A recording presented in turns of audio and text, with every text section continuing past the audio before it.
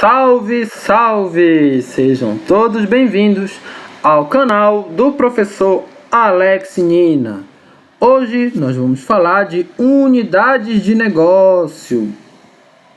Então, dentro das etapas do planejamento estratégico, você tem as etapas iniciais de orientação da empresa e a etapa seguinte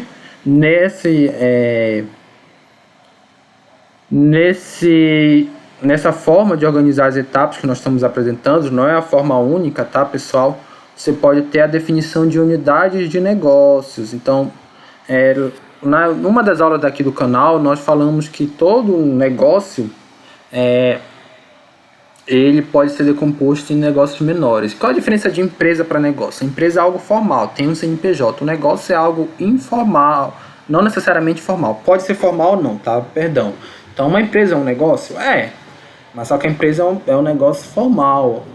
Só que assim, é um negócio que ele pode existir, ele existe independentemente da empresa. Então, o negócio automobilístico, se a gente pensar assim, existe uma empresa do setor automobilístico. Mas se essa empresa falir, o negócio automobilístico não vai deixar de existir. Então, o negócio seria algo mais imaterial. Não que a empresa não seja também, mas seria algo mais imaterial, tá bom? Pela perspectiva da teoria dos sistemas, isso também nós falamos em outra aula aqui do canal, um negócio visto como um sistema, ele seria decomposto em negócios menores, que possuem relações entre si. Poderia ser uma empresa com diferentes negócios, por exemplo, tá? Então, como inclusive foi esse exemplo que a gente deu, olha, uma empresa como um conjunto de negócios. Esse laranja seria a empresa e aqui diferentes negócios, todos possibilitando determinada renda. Esse é o conceito de negócio, uma atividade que proporciona renda, né, seja no presente ou no futuro, principalmente no futuro. Né? Você pode ter negócios que não são rentáveis na atualidade, mas tem alguma perspectiva de serem rentáveis no futuro, beleza? Então é isso aqui que seriam as unidades de negócio. Cada uma dessas aqui seria uma unidade de negócio. Se usa muito na literatura o termo unidades estratégicas de negócios. Está relacionado a isso aqui, ó. Se as unidades estão no nível estratégico, de fato são unidades estratégicas de negócios. Mas eu prefiro o termo genérico unidade de negócio porque elas podem estar aqui no nível tático e no nível operacional. Que são isso? São os níveis organizacionais. Então, toda organização, uma empresa, um órgão público, uma entidade pública, ela pode ser compreendida em 3 níveis organizacionais: estratégico, tático e operacional. E a partir disso você vai definir as unidades de negócio. No nível estratégico estão os presidentes, sócios, diretores, acionistas. No nível tático, os gerentes, coordenadores, encarregados. E no nível operacional, aqui os analistas, assistentes auxiliares, os trabalhadores, operários, entre aspas, tá bom? Essa é a divisão que vem lá da administração neoclássica, né? A administração clássica também trata um pouco disso aqui, tá?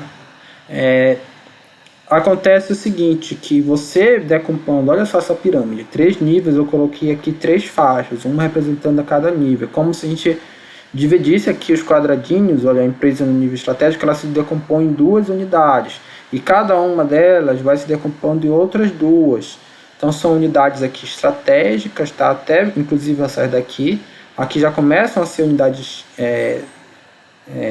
táticas, tá bom? Então 4, eu não coloquei as 2 desses 2 aqui, mas poderiam ser 8, tá? Seguindo lá a lógica matemática.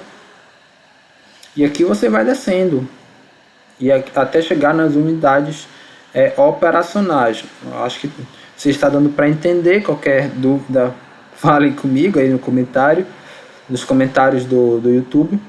Mas você vai descendo, olha, cada unidade vai descendo esse nível, se decompondo em unidades menores. Essa ideia, por exemplo, que você pode ter para uma grande empresa. Então, quando a gente fala em unidade estratégica de negócio, estamos falando dessas daqui. E de forma mais genérica, todas elas são unidades de negócio. Vamos para um exemplo prático, tá? De unidade estratégica de negócio. Você tem uma empresa que é listada na Bolsa Brasileira, que é a Cogna, que é hoje a maior empresa de educação do país, né? Então, a empresa do setor privado é a maior empresa de educação, né? Isso aqui tá, cada um desses representa um quadradinho. Então peguei a estrutura organizacional da Cogna, ela se organiza em negócios. Essa empresa ela tinha um nome antigo de Croton, e depois ela se reestruturou, isso em 2019, e ela criou 4 unidades estratégicas de negócios. A Croton, que era focado na educação superior, B2C aqui significa Business to Consumer, ou seja, da empresa para o consumidor final, tá? Ela oferece cursos de educação superior. Preservou o antigo nome Croton, essa unidade de negócio. A unidade de negócio, foi criada uma outra unidade de negócio, Platos, que é também da educação superior, mas do B2B, ou seja, ela não vende diretamente para o consumidor final. Ela elabora materiais, apostilas de aula, livros didáticos e vende para outras empresas aplicarem em suas faculdades, né, que é na educação superior. Então essas duas são na educação superior. Uma vende diretamente para o consumidor final, outra para o consumidor, para outras empresas. Ela tem outras unidades de negócios aqui, 2 grandes unidades de negócios. Uma na educação básica, que é o B2C aqui. Então, são as próprias escolas da Cogna, que é a Saber, tá? Ela tem escolas do ensino básico, que ela vai oferecer esse serviço diretamente para o consumidor. Mas ela também elabora material para as escolas de outras redes de ensino. Aí você está falando da unidade da Vasta e da Somos. Não só material didático, como aqui tanto a Platos como a Vasta, elas oferecem uma plataforma de aula online. Por isso que foram empresas que, logo quando a Vasta abriu capital em 2020 na Bolsa de Nova York, a Vasta se valorizou muito e, por consequente, a Cogna. Depois ela caiu.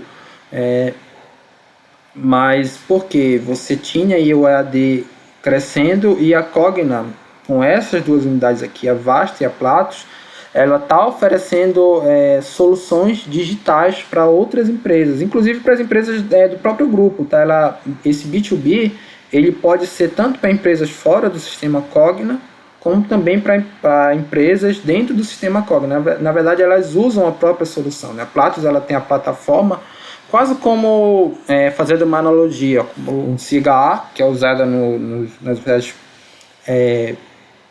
federais do Brasil, ou o Google Acadêmico, que é só que mais rebuscado, né? Que é usado aí em diversas faculdades, tá bom? Então os alunos se habituaram com isso durante esse momento de pandemia, mas a Platos oferece esse tipo de plataforma. Só que assim, o CIGA é voltado muito na relação aluno-professor, mas a escola, a educação, tanto escola como universidade, é mais do que isso, né? Você tem aí planejamento, fazer a gestão mesmo educacional, então essas empresas ajudam nesse sentido. Tá? Você tem 2 unidades de negócio, a Vasta e a Somos. Além disso, tem aqui a Cogna Ventures, que é uma unidade que a gente chama de staff, tá? Ela não está subordinada à empresa maior, ela presta assessoria para inovação, buscar inovação em todas essas unidades aqui, tá? Então é um exemplo de uma empresa que se organiza em unidades estratégicas de negócio. É importante analisar a importância, ficou redundante, né? Deve-se analisar, vou mudar aqui, tá? Muda na hora. A importância de cada UN, aqui eu estou usando o termo UN, tá? Que eu poderia usar de forma mais genérica aqui o termo UN também. O que pode ser feito através da proporção de clientes ou receitas em relação ao total da empresa. Olha só, a própria Cogna, ela coloca que 60% das receitas dela vem da Croton. De fato, a Croton é a maior empresa.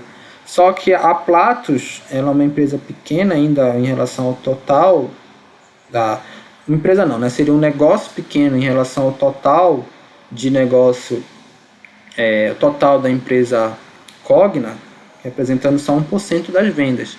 A Saber 12% e a Vasta 20%, sendo que essas duas, a Platos e a Vasta, têm alto potencial de crescimento. Então não é só olhando esse gráfico estático que a gente diz qual é a mais ou menos importante. Na verdade, não é que tenha uma mais ou menos importante. Todas elas têm uma contribuição, e o sucesso da Cogna foi uma empresa que historicamente já teve muito sucesso, mas atualmente está com um desafio muito grande pela frente.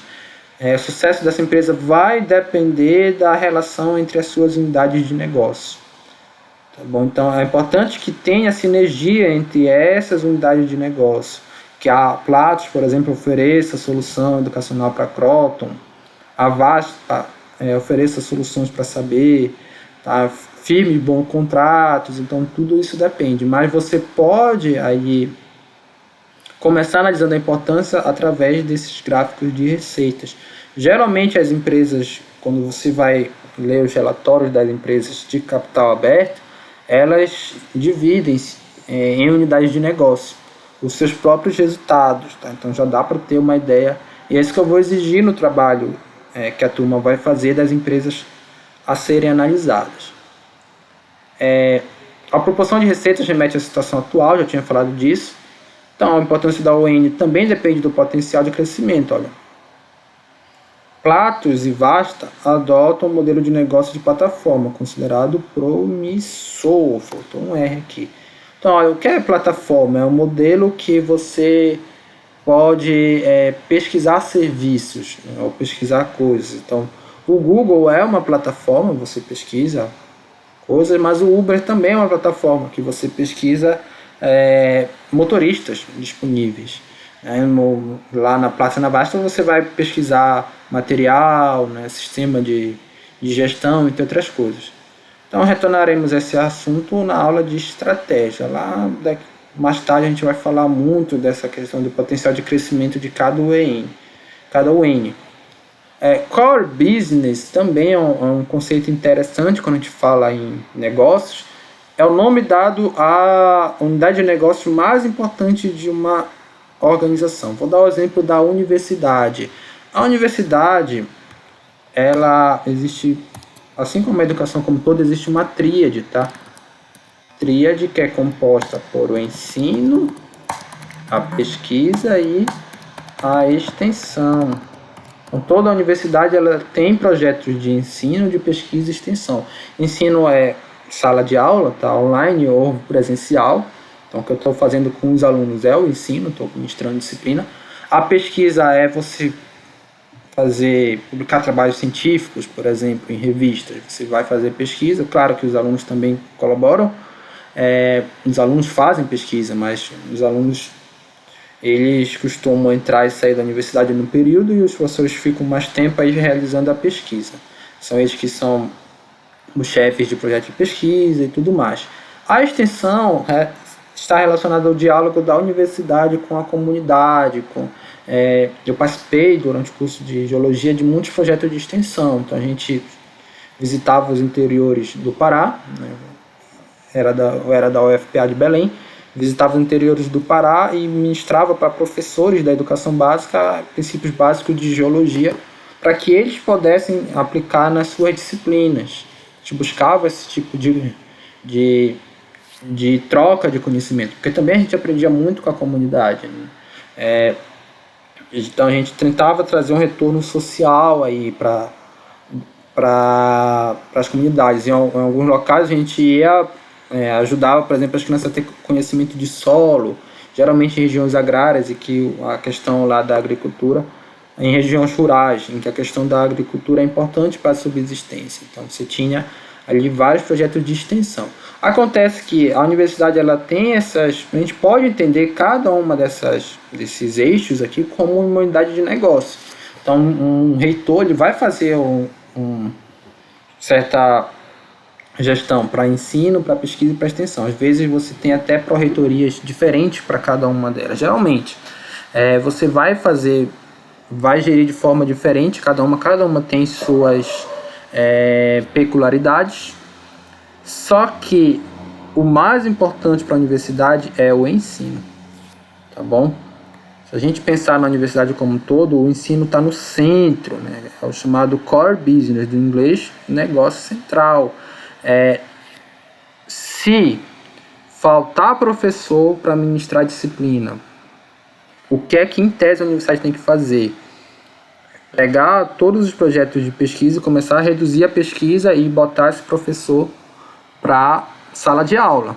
Porque não pode faltar professor para o ensino, tendo professor ainda fazendo pesquisa. Em teoria, claro, na prática isso é diferente.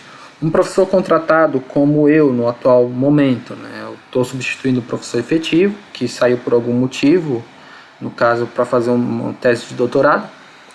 E aí esse professor contratado, o foco dele é trabalhar em ensino. Tá? Então, o professor contratado pode fazer pesquisa na universidade? Pode, mas geralmente ele é chamado para cumprir uma lacuna temporária no ensino. Então, o ideal é que ele seja utilizado para dar aula, não para fazer pesquisa ou projeto de extensão. Não que ele não possa fazer, mas somente no caso de não está sobrando, não está faltando professor para dar aula. Todas as disciplinas já tem professor, então esse professor precisa de carga horária, então vamos considerar um projeto de pesquisa para inserir esse professor, beleza. Mas a prioridade é o ensino, tá bom? Numa situação de escassez de recursos humanos e financeiros, a universidade deve priorizar o ensino. Isso aí é a teoria, a prática é diferente. A gente está falando da teoria do negócio. Lembra? A teoria é um modelo, a prática é a realidade concreta, né? Tem questões aí políticas, outras questões que interferem nessa questão. Então, toda empresa ou organização deve definir o seu core business. A universidade poderia definir a pesquisa. Alguma determinada universidade ou instituição poderia definir a pesquisa como o negócio central, tendo o ensino como um negócio, entre aspas, né?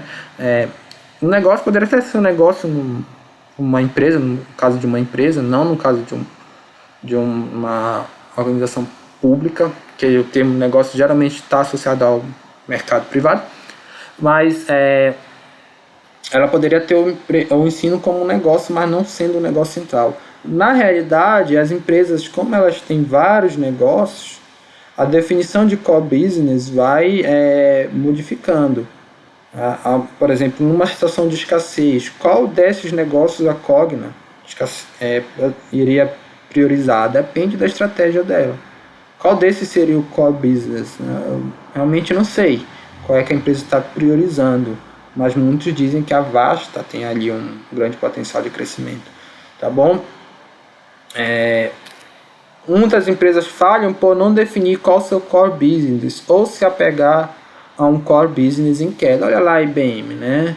Se apegou ali ao computador, não definiu direito se ia focar nos computadores grandes ou nos computadores pequenos. Se você não está entendendo, tem aí um vídeo do canal aqui também sobre o caso da IBM, da falha da teoria de negócios dela.